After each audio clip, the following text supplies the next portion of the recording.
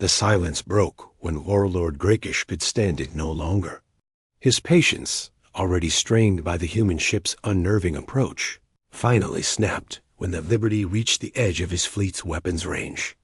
The massive human vessel continued forward without any attempt at communication, its dark hull moving through space like a predator stalking its prey. "Open fire!" Grakish roared, his four arms slamming down on his command console. "All ships, destroy that vessel now." 200 Draknar warships opened fire simultaneously. The space between the fleets lit up with energy beams, plasma bolts, and guided missiles. It was a display of firepower that could level entire cities, enough destructive force to annihilate any normal ship 1,000 times over. The aliens watched their weapons strike the Liberty's shields, confident that nothing could survive such an overwhelming assault. But the Liberty did not die. Instead, it absorbed the punishment like a mountain weathering a storm. Its shields flared and sparked under the massive attack, but they held. Advanced human engineering and alien technology working together created defenses unlike anything the galaxy had seen before. Admiral Kate Sullivan stood calmly on the Liberty's bridge.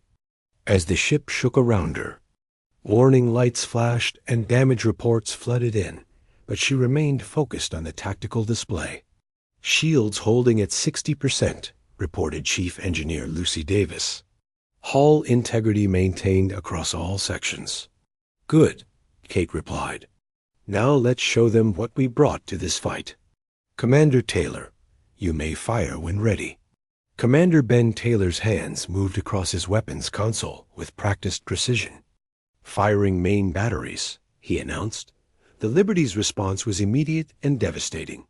Instead of the scattered energy weapons that the aliens expected, the human battleship unleashed something far more terrifying. Massive railgun batteries fired projectiles the size of shuttlecraft at velocities that approached the speed of light. Each round carried enough kinetic energy to punch through multiple ship hulls, and the Liberty fired dozens of them in the first salvo. The Draknar ships, designed to deflect energy weapons, had no defense against solid matter traveling at such incredible speeds. The first wave of projectiles tore through their shields like paper and smashed into their hulls with devastating effect. 3 ships exploded outright, their reactor cores breached by the massive impacts. 5 more were left drifting and powerless, their vital systems destroyed, but the railguns were only the beginning. As the aliens reeled from the first attack, thousands of missiles launched from hidden tubes across the Liberty's hull. These were not the simple nuclear weapons that the aliens had dismissed as primitive. Each missile carried an experimental human warhead that used principles the galaxy had never explored. The missiles weaved through space with impossible agility, their guidance systems allowing them to avoid defensive fire and seek out the most vulnerable parts of enemy ships. When they struck, they didn't just explode.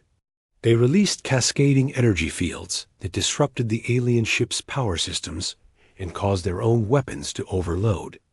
Impossible. Grakish screamed as he watched his fleet being torn apart. How are they doing this? Our intelligence said they were primitives, but the worst was yet to come. Deep within the Liberty, the ship's most secret weapon finally revealed. Itself, the gravity lance, humanity's most advanced creation, began to charge for its first combat test. The weapon drew power from all of the ship's reactors, building up energies that made space itself bend and twist around the battleship. "Gravity lance ready to fire," Commander Taylor reported, his voice tight with anticipation. "Target the enemy flagship." Admiral Sullivan studied the tactical display one more time. The Draknar fleet was in chaos, ships scattered and damaged, their perfect formations broken by the unexpected ferocity of the human attack. But Grakish's flagship still fought on, its weapons continuing to fire at the Liberty despite the hopeless odds. "Fire," Kate ordered. The gravity lance discharged with a sound that wasn't really a sound, a vibration that seemed to come from the fabric of space itself. Invisible waves of concentrated gravitational force lanced out from the Liberty, crossing the distance to the Drakner flagship in an instant. What happened next defied everything the aliens thought they knew about physics and warfare. The gravitational waves struck Grakesh's ship and began to tear it apart at the molecular level. Metal flowed like water, energy systems collapsed, and the proud vessel that had conquered dozens of worlds simply came undone. Grakesh had just enough time to realize what was happening before his ship disintegrated around him. The last thing he saw was the Liberty, still firing, still fighting, still moving through his broken fleet like an unstoppable force of nature. The battle continued for 3 more hours, but the outcome was never in doubt. The Liberty moved through the Drakner formation with methodical precision, destroying ship after ship with weapons the aliens had never imagined. Some enemy vessels tried to retreat, but the human battleship was faster than expected, running down fleeing ships and eliminating them with cold efficiency. When the last Drakner vessel was either destroyed or disabled, the Liberty stopped firing. The debris field stretched for thousands of kilometers, the broken remains of what had once been the pride of an empire.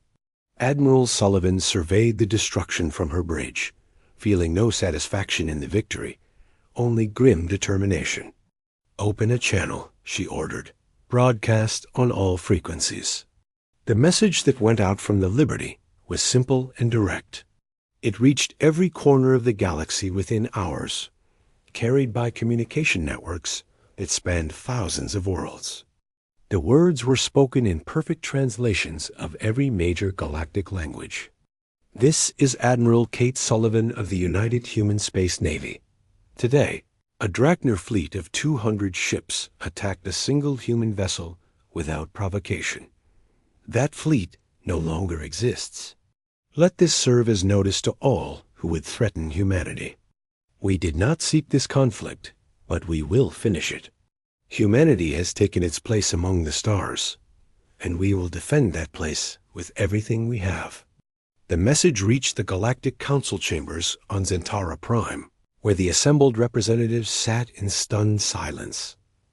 Dr. Lineth Voss stared at her instruments in disbelief, watching readings that showed the Liberty operating at perhaps 30% of its full capability. The humans had held back, treating the destruction of 200 ships as a mere demonstration. Ambassador Kellen of the Ashanti Federation was the first to speak. "We must contact Earth immediately. Offer them full membership in the Council, with all rights and privileges." Elder Thane nodded his ancient head. "The age of human expansion has begun. We can either work with them or be swept aside by them." But it was Sage Elder Morthen who understood the true significance of what had happened.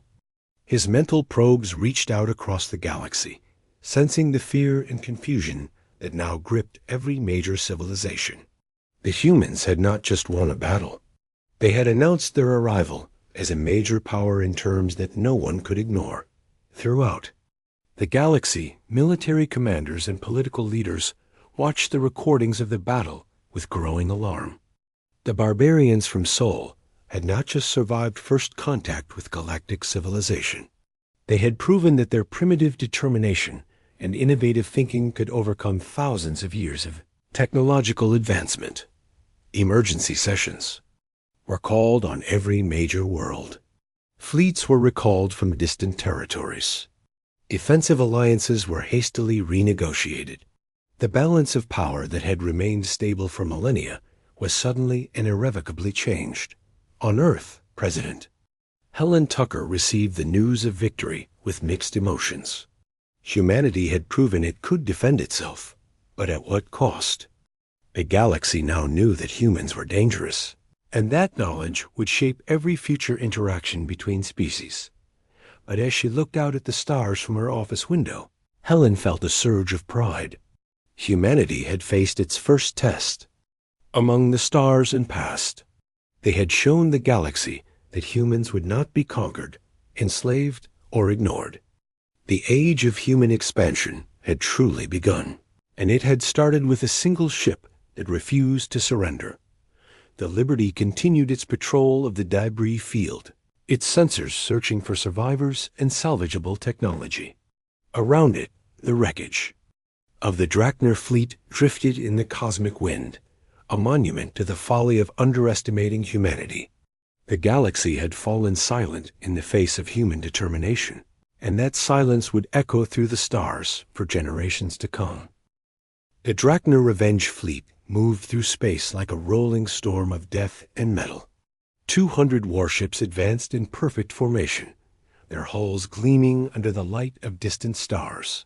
Warlord Grakish stood on the bridge of his flagship, watching the tactical display with satisfaction. No primitive species had ever faced such overwhelming force and survived. "Warlord," reported his sensor officer, "we are detecting a single vessel approaching our position. It appears to be human in origin, but it is much larger than the ship we encountered before." Grakish turned to study the readings, his 4 arms crossed behind his back. The approaching ship was indeed massive, easily 3 times the size of any vessel in his fleet. But it was alone, seemingly defenseless against his armada of 200 ships. "Are they insane?" he muttered. "Do they think one ship can stand against our entire fleet?" The ship was the UHS Liberty, humanity's first true battleship and the most powerful vessel ever constructed by human hands. Admiral Kate Sullivan stood on its bridge, her gray hair pulled back in a tight bun, and her blue eyes fixed on the approaching alien fleet. She had spent 30 years in the Space Navy, rising through the ranks during humanity's expansion into space. Now she commanded the ship that might determine her species' survival. "Admiral," called out Commander Ben Taylor from the weapons station, "all systems are ready. The gravity lance is charged and standing by." Kate nodded without taking, her eyes off the main screen. The Liberty had been built in secret over the past 6 months, incorporating every lesson learned from the Phoenix encounter and every breakthrough made by human scientists studying alien technology. It was more than just a ship. It was a statement, a declaration that humanity would not go quietly into the night. "Maintain course and speed," Kate ordered. "No communications, no warnings, no responses to any alien transmissions. We go in silent." The Liberty continued its approach toward the Drachner fleet, its massive bulk moving through space with surprising grace. Unlike the crude, boxy designs that the aliens expected from humans, the Liberty looked like a predator, all sharp angles and deadly purpose. Its black hull absorbed light rather than reflecting it, making it appear like a hole in space itself. On the Drachner flagship, tension was rising. The human ship showed no signs of slowing down or changing course. It was heading straight for the center of their formation, apparently unconcerned about the overwhelming odds it faced. "Sir," the communications officer reported, "the human vessel is not responding to our hails." They maintained complete radio silence. Grakish felt a chill run down his spine. In his long military career, he had faced many enemies, but none had ever approached him like this. Most species tried to negotiate when faced with impossible odds. Others turned and ran. But this ship just kept coming, silent and implacable, like death itself. "Energy readings, sir," the sensor officer called out, his voice tight with concern. "A human ship is showing massive power signatures, much higher than anything we detected from their previous vessel." "How much higher?" "At least 10 times greater, sir. And, sir, there are energy patterns we don't recognize. Weapon systems of unknown design." Grakish studied the tactical display more carefully. The human ship was still several hours away, but something about its approach was deeply unsettling. It moved with the confidence of a predator that knew it was the strongest thing in the area, but that was impossible. No single ship could match his entire fleet. On the Liberty, Admiral Sullivan watched the alien formation with professional interest. The Drachner ships were arranged in a classic battle formation, designed to maximize their firepower while protecting their command vessels. It was textbook perfect, exactly what human analysts had predicted they would do. "They're following me." "Manual again," observed Commander Taylor. "Standard formation, standard spacing, standard procedures." "Good," Kate replied. "Predictable enemies are dead enemies." Behind them, Chief Engineer Lucy Davis monitored the ship's revolutionary power systems. The Liberty used fusion reactors that were smaller and more efficient than anything humanity had built before, combined with energy storage systems reverse-engineered from alien technology. The result was a ship that could generate enough power to supply a small city. "Admiral," Lucy reported, "all reactor cores are operating at optimal efficiency. Power levels are stable across all systems." Kate nodded. The Liberty wasn't just larger than other human ships. It was fundamentally different, designed from the ground up as a weapon of war. Every system had been optimized for combat, every component built to withstand the stresses of battle. Most importantly, it carried weapons that no alien species had ever encountered. The gravity lance was humanity's most closely guarded secret, developed by teams of physicists working around the clock for the past 6 months. Instead of using energy beams or solid projectiles, it manipulated gravitational forces themselves, creating focused waves that could tear apart matter at the molecular level. The aliens had never seen anything like it, because they had never thought to weaponize gravity itself. As the hours passed, the alien fleet began to show signs of nervousness. Ships adjusted their positions slightly. Commanders checked and rechecked. Their weapons systems and communication channels buzzed with worried conversations. The human ship just kept coming, silent and seemingly unstoppable. "Warlord," his tactical officer reported, "the human vessel will reach weapons range in 30 minutes. Should we begin the attack?"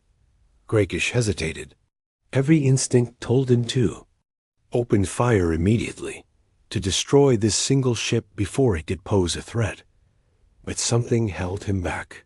The complete silence from the human vessel was unnerving, as was its steady, relentless approach.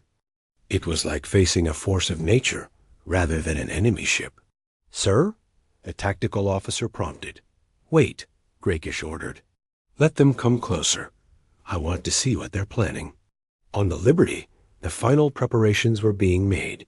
Weapons, systems that had never been tested in combat, came online one by one. And massive railgun batteries, each capable of firing projectiles the size of small spacecraft, loaded the first rounds. Missile tubes filled with warheads designed specifically to penetrate alien shields. And deep in the ship's core, the gravity lance built up the enormous energies needed for its devastating attack. 10 minutes to weapons range, Commander Taylor reported. Admiral Sullivan stood up from her command chair and walked to the main view screen. Ahead of them, the Drachner fleet waited in perfect formation, their ships gleaming with the confidence of certain victory. They had no idea what was about to hit them. "All hands, this is the Admiral," Kate announced over the ship's communication system. "In a few minutes, we will engage the enemy. Remember, we're not just fighting for ourselves. We're fighting for Earth, for our colonies, and for the right of humanity to exist as a free species. Today, we show the galaxy what humans are capable of when we're pushed too far." She paused, looking out at the alien fleet that outnumbered them 200 to 1. "This is our moment. Make it count." The Liberty continued its silent approach, moving through space like a harbinger of doom. The aliens had expected another encounter like the Phoenix battle, a small skirmish that would demonstrate their superiority. Instead, they were about to face something that would shake the foundations of their understanding about warfare, technology, and the true nature of the species they had dismissed as primitive barbarians. In the cold depths of space, predator and prey moved toward their appointment with destiny, neither fully understanding what was about to unfold. News of the Phoenix incident spread across the galaxy like wildfire. In the grand chambers of the Galactic Council, emergency sessions were called as representatives tried to understand what had happened. The reports from Warlord Grakish seemed impossible, yet the evidence was undeniable.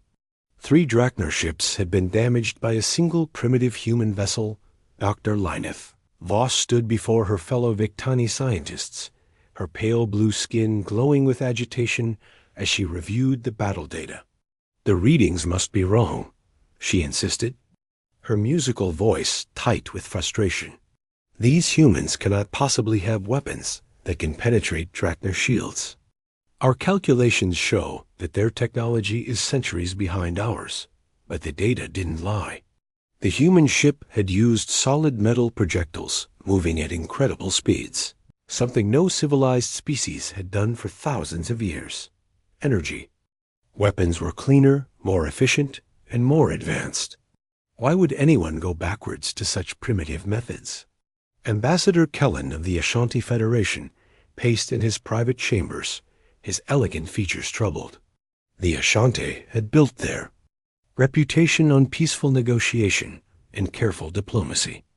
They had successfully integrated hundreds of species into the galactic community through patient talks and mutual agreements. But the humans had refused Drachner demands for surrender, choosing to fight instead. "Perhaps we should try a different approach," Kellen suggested during the next council meeting. "Send a diplomatic mission to Earth. Offer them membership in our alliance in exchange for accepting our guidance and protection." Elder Thane of the Zeridian Republic shook his ancient head. "The Drachner have been humiliated. They will not accept a diplomatic solution, no. Grakish has already requested permission to assemble a larger fleet." In the highest section of the chamber, Sage Elder Morthen remained silent, but his concern was growing. The psionic collective rarely involved themselves in galactic politics, preferring to observe and study. But Morthen's mental probes had detected something troubling about these humans. Their minds were different, harder to read, and filled with a determination that he had rarely encountered. On Earth, President Helen Tucker sat in the Situation Room deep beneath the capital city. The Phoenix had returned 3 days ago, and the reports from Commander Walsh had shocked everyone who heard them. Humanity was no longer alone in the universe, and their new neighbors were not friendly. Admiral Jack Harrison, the weathered commander of Earth's Space Navy, spread tactical displays across the large table. "The good news is that our weapons work against their technology.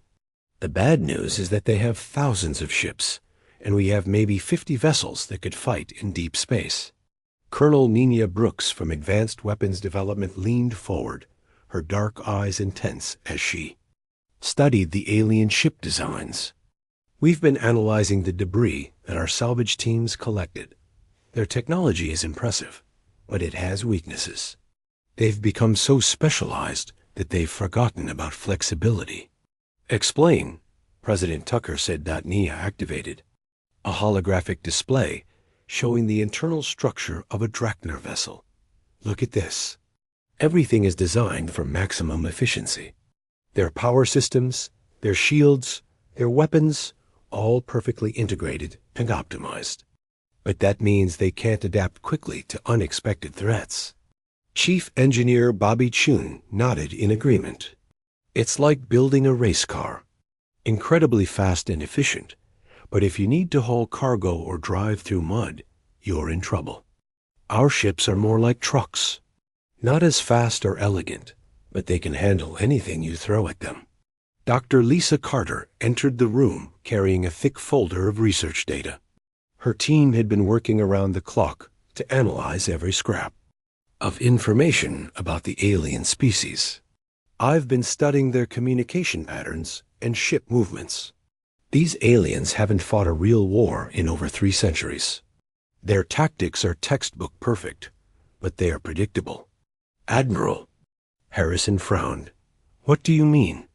"They approach every situation the same way.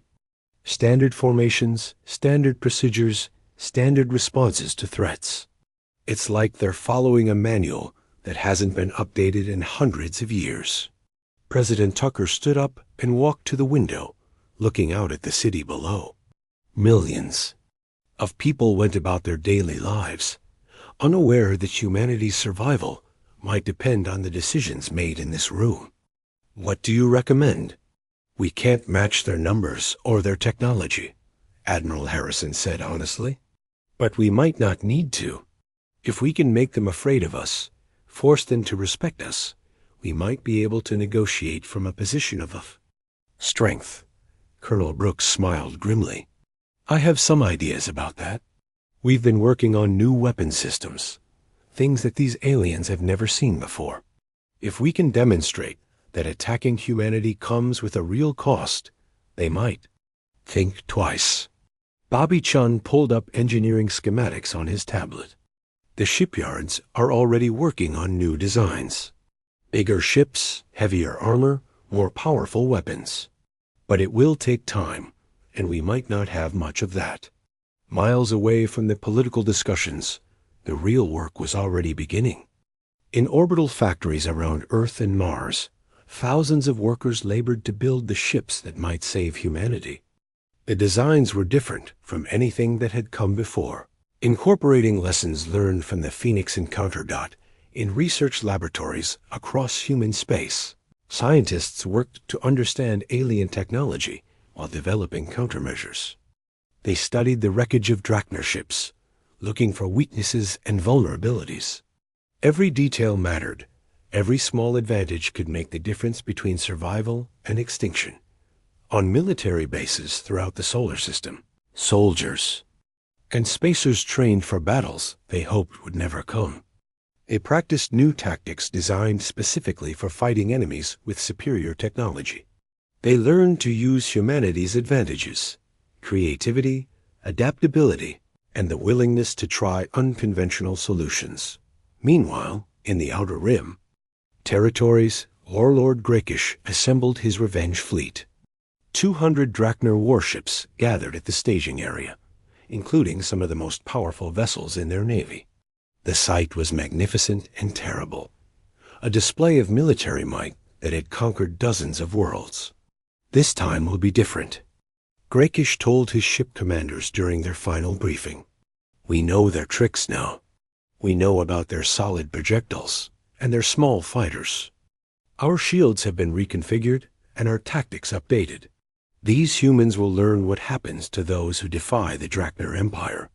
But Grakish made the same mistake that countless military leaders had made throughout history.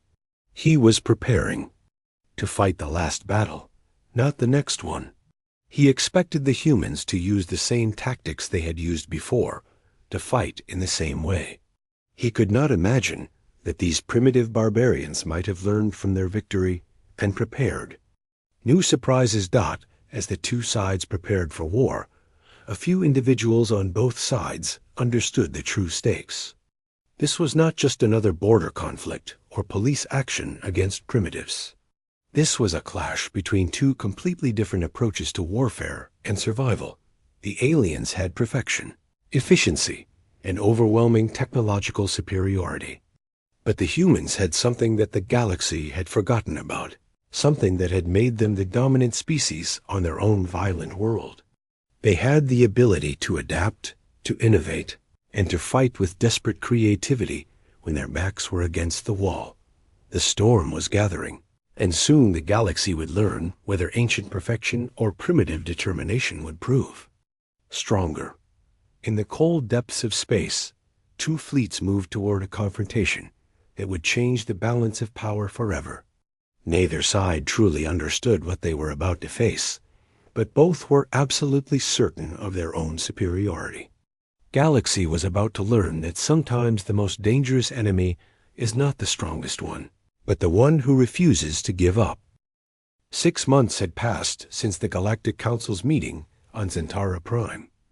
The alien powers continued their daily routines, confident in their superiority and certain that the primitive humans posed no threat to their established order. They were about to learn how wrong they could be. Commander Ryan Walsh sat in the captain's chair of the UHS Phoenix, watching the stars through the main view screen. His ship was one of humanity's newest exploration vessels, designed to push further into unknown space than any human had gone before. The Phoenix was not built for war, but like all human ships, it carried enough weapons to defend itself if necessary. "Commander," called out Lieutenant Amy Brooks from the sensor station, "I'm detecting multiple contacts approaching our position." "They're big, sir, and they're moving fast." Ryan leaned forward in his chair. The Phoenix had been exploring a star system about 12 light years from Earth when the alien ships appeared. "How many ships, Lieutenant?" "5 contacts, sir.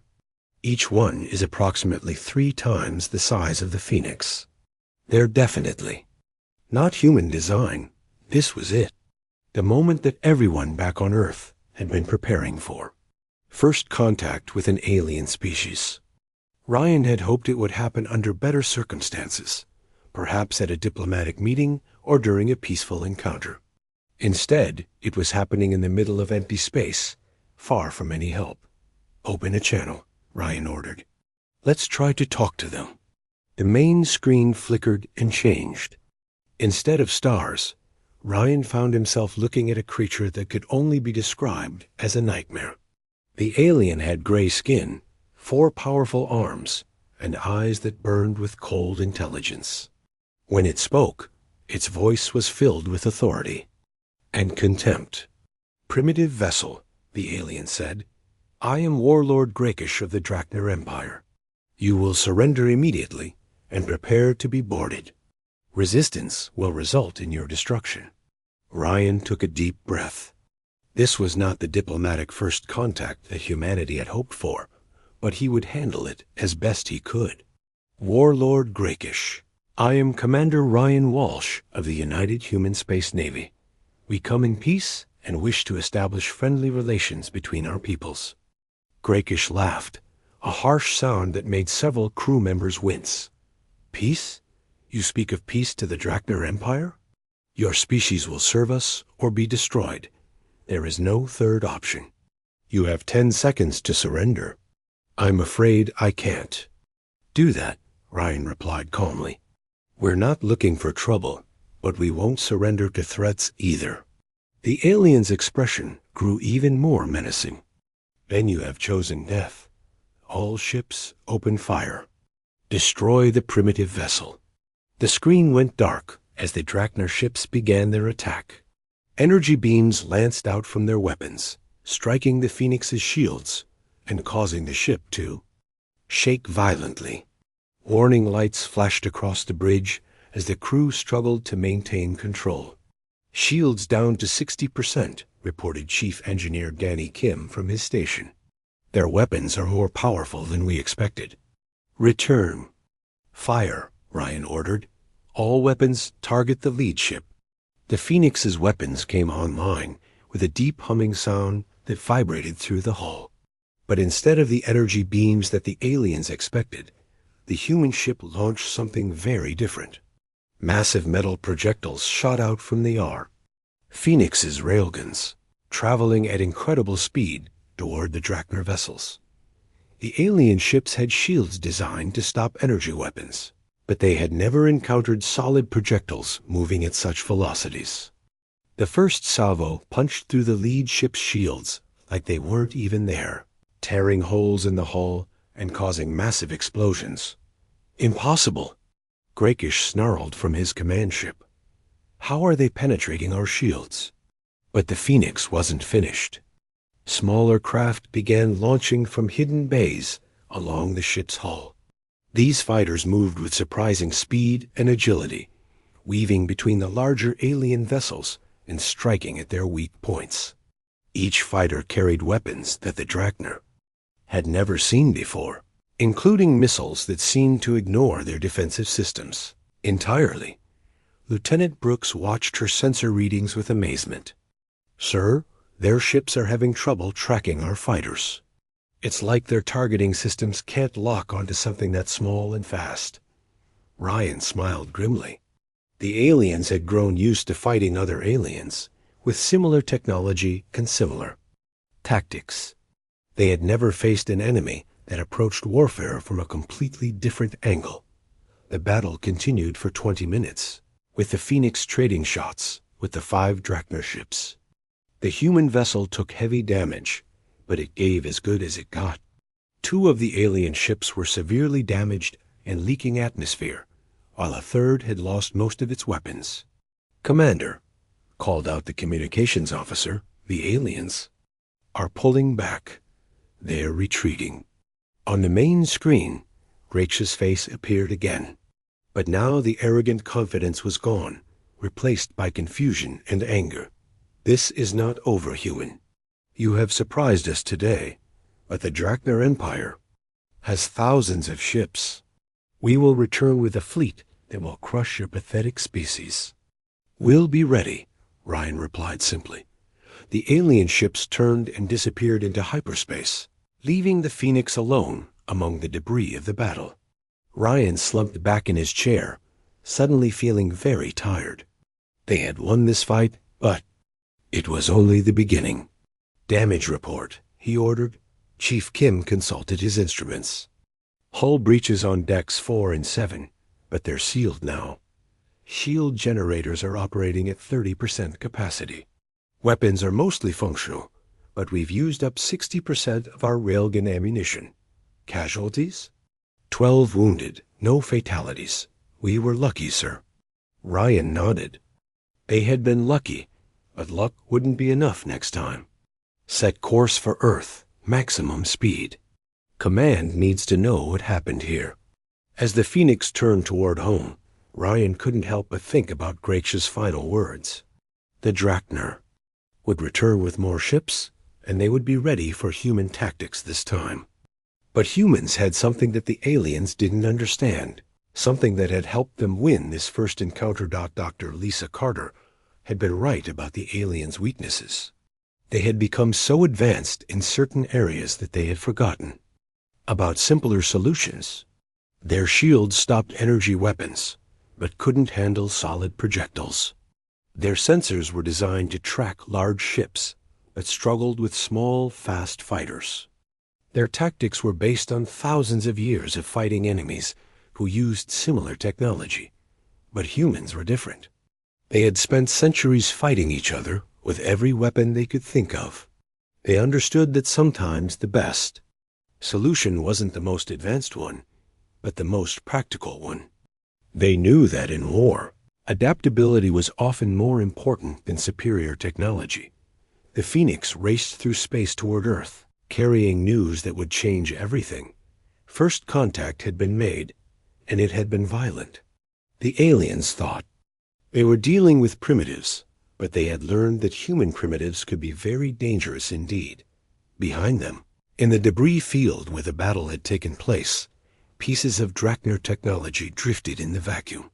Human salvage teams would arrive within days to collect these pieces, and human scientists would study them carefully.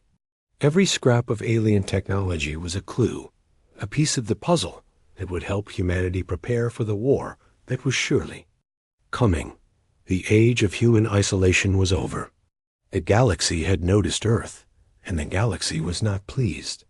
But as Commander Ryan Walsh had told Warlord Grakish, humanity would be ready for whatever came next. The great hall of the Galactic Council stretched out like a massive dome under the purple sky of Zentara Prime. 5,000 years of peace had built this place, where the most powerful beings in the galaxy met to decide the fate of countless worlds. Today, like every day for the past 3 centuries, they gathered to discuss matters they considered important. Admiral Korth stood tall at the center of the hall. His gray skin gleamed under the artificial lights, and his 4 arms moved with practiced authority as he spoke. The Drachner Empire had ruled through strength for over 2,000 years, and Korth embodied everything his people valued: power, discipline, and the absolute certainty that they were superior to all other life forms. "Council members," Korth's voice boomed across the chamber. We have discovered another primitive species in the Outer Rim territories. They call themselves humans, and they come from a yellow star system they name Sol. A few council members shifted in their seats. New species were discovered every few decades, and the process was always the same. First contact, evaluation, and then either integration as a client species or complete conquest if they proved stubborn. It had been done hundreds of times before Dr. Lineth Voss adjusted her datapad with one of her 6 delicate fingers. The Vectani had built their reputation on scientific advancement and technological superiority. Their pale blue skin seemed to glow as she accessed the latest intelligence reports about these humans. What she read made her laugh, a sound like musical bells ringing. "Admiral Korth speaks the truth," Dr. Voss said, her voice carrying easily through the hall's perfect acoustics. "These humans have only recently achieved faster than light travel. Their ships are crude, bulky things that look more like flying rocks than proper vessels. They use kinetic weapons and nuclear devices. Nuclear devices. Can you imagine such primitive thinking?" The hall filled with the various sounds of alien amusement. The Ashanti Federation representative, Ambassador Kellen, shook his elegant head. His people had mastered diplomacy and trade across 1,000 worlds, and he had seen many primitive species before. "How many worlds do they control?" he asked. "Exactly 1, Korth replied with obvious disdain. "Their home world. They have a few small colonies and mining stations, but nothing that could threaten even the weakest member of our alliance. Our scouts report that their largest ships carry perhaps 50 crew members. Their weapons appear to be solid projectiles fired from metal tubes." The laughter grew louder. Even the normally quiet representative from the Zeridian Republic, Elder Thane, allowed himself a small smile. His ancient people had ruled star systems when most of the current species were still discovering fire. The idea that these humans might pose any kind of challenge was simply absurd. But in the highest section of the chamber, Sage Elder Morthen remained silent. The psionic collective rarely spoke during these meetings, preferring to observe and listen. Morthen's mind reached out across the vast distances of space, trying to sense these humans that everyone else found so amusing. What he felt troubled him, though he could not say exactly why. Dr. Voss continued her presentation, displaying holographic images of human ships and technology. "Look at these designs," she said, pointing to the crude outlines of human vessels. "They appear to be built like fortresses, with thick armor plating and redundant systems. This suggests a species that expects to take damage in battle rather than avoiding it entirely. Quite backward thinking."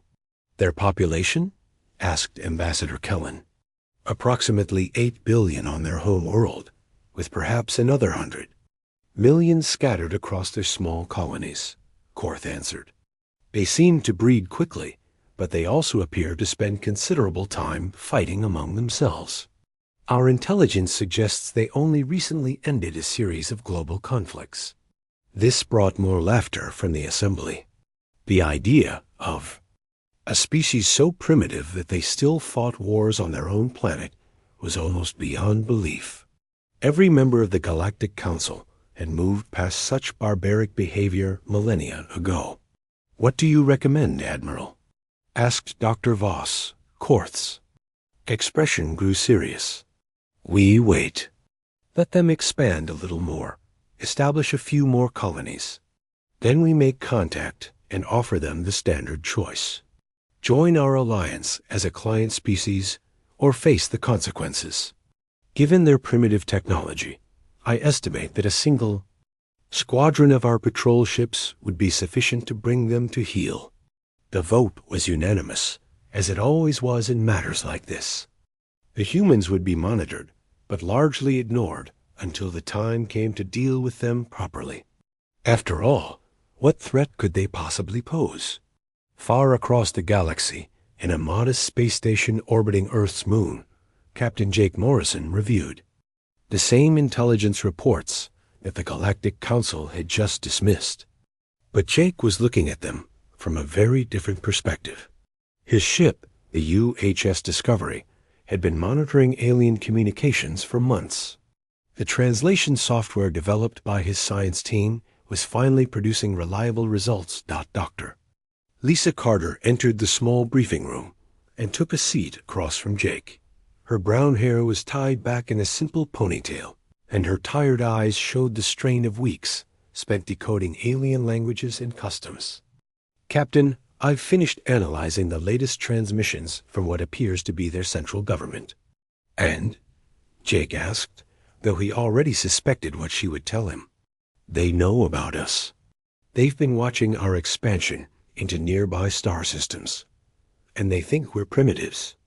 Barbarians who will be easy to conquer when they decide the time is right. Lisa paused, checking her notes. They seemed to find our technology amusing. Jake leaned back in his chair and stared out the small porthole at Earth below. The blue end. Green world looked so peaceful from here, but he knew that appearances could be deceiving. Humanity had learned many hard lessons in its recent global conflicts, lessons that these aliens might not understand. How many ships do they have? He asked. Conservative estimates put the combined fleets of the 5 major powers at over 10,000 vessels, not counting smaller patrol craft and support ships. Their individual ships appear to be larger and more advanced than anything we currently have in service. Jake nodded slowly. The numbers were not encouraging, but numbers weren't everything. What about their tactics? Their strategy? Lisa consulted. Her data pad again. That's the interesting part, Captain. From what we can tell, they haven't fought a major war in over 300 years. Their conflicts seem to be limited to small border disputes and the occasional police action against primitive species that refuse to submit. So they're out of practice. Very much so. And Captain, there's something else. Their technology appears to be highly specialized. They've developed incredible advances in energy weapons, shields, and faster-than-light travel. But they seem to have completely abandoned certain fields of research that we consider essential. Jake raised an eyebrow, such as kinetic weapons, for one. They appear to view solid projectiles as hopelessly primitive. Their shield technology is designed specifically to deflect energy-based attacks, and their ship designs prioritize speed and elegance over durability and redundancy. A slow smile spread across Jake's face, so they've forgotten some of the basics. It appears so, sir. They've become so advanced in certain areas that they've lost sight of simpler, more practical solutions. Jake stood up and walked to the porthole again. Below him, Earth continued its ancient rotation, unaware that its children were being discussed and dismissed by powers beyond imagination. But Jake had learned something important today. These aliens might have superior technology and vast fleets, but they had also grown comfortable, predictable, and perhaps a little bit careless. Dr. Carter, he said finally, I want you to compile everything we know about these alien species. Their strengths, their weaknesses, their blind spots. And then I want you to start working on some ideas. Ideas, sir?